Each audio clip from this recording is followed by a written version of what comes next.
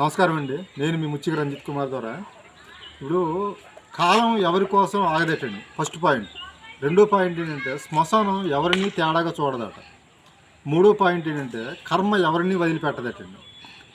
ఇంకా first point తీసుకుంటే మనం కాలం ఎవరి కోసం ఆగదండి. అది 100% కరెక్ట్ అండి.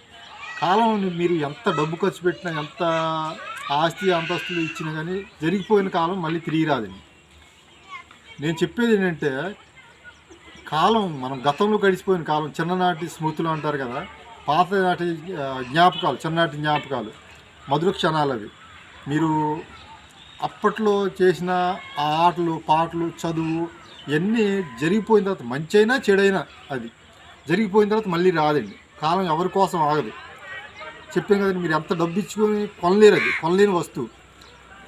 రెండోది ఏంటంటే శ్మశానం ఎవరిని తేడాగా చూడదటండి. అందరినీ ఒకలే చూస్తుంది. అపర కోటీశ్వరుడు కుబేరుడు, అపర కుబేరుడు అయినా కానీ ఒకే జాగా చూస్తుందండి. భూమిలోనే ఖననం చేస్తారు. నిరుపేద అంటే గంజి తాగే వాళ్ళైనా, బెంజి కాళ్ళు తిరిగే వాళ్ళైనా ఒకేలా చూస్తారండి. మీరు ఎన్ని లక్షల కోట్లు ఉన్నా ఆకాశంలోనో, లేకపోతే మధ్య భూమికి ఆకాశం మధ్యలోనో, లేకపోతే ఎక్కడ ఖననం చేయరండి. ఇద్దరిని, నిరుపేదని అపర కుబేరుడిని కూడా ఈ శ్మశానానికి, అదే భూమిపైన ఖననం చేస్తారు. కాబట్టి శ్మశానం ఎవరికైనా ఒకటే అండి, భూమి. మూడో పాయింట్, లాస్ట్ పాయింట్ ఏంటంటే కర్మ ఎవరిని వదిలిపెట్టదండి. కర్మ అంటే ప్రతిఫలం, మనం చేసే దానికి వచ్చే ప్రతిఫలం. కర్మ ఎవరికి వదిలిపెట్టదు. అది 100 కరెక్ట్ అండి, చాలా కరెక్టే. కానీ ఈ రోజుల్లో కర్మ గురించి ఆలోచించట్లేదండి. అవతల వాళ్ళని చాలా ఇబ్బందులు పెట్టి ఇచ్చేసి, వాళ్ళకి అడ్డదారులు పోయి హాని చేసి చాలా ఇది చేస్తున్నారు. ఇప్పుడు ఎగ్జాంపుల్గా ఈ హత్యలు, అత్యాచారాలు, కిడ్నప్పులు, చిన్నపిల్లల కిడ్నప్పులు, సొసైటీలో జరిగే అన్యాయాలు, అరాచకాలు, తల్లిదండ్రులను చంపేయడం, ఇవన్నీ అతని కర్మ ఎప్పుడు అనుభవిస్తాయంటే అలాగండి. నేననేది ఏంటంటే కర్మ చేసిన వెంటనే అక్కర్లేదండి, చూపించక్కర్లే.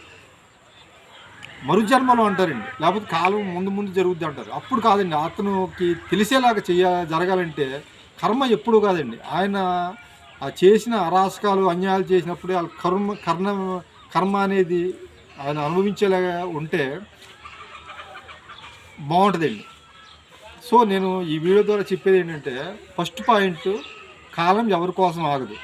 రెండో పాయింట్, శ్మశానం ఎవరైనా ఒకేలా చూస్తుంది ఈ భూమిపైన.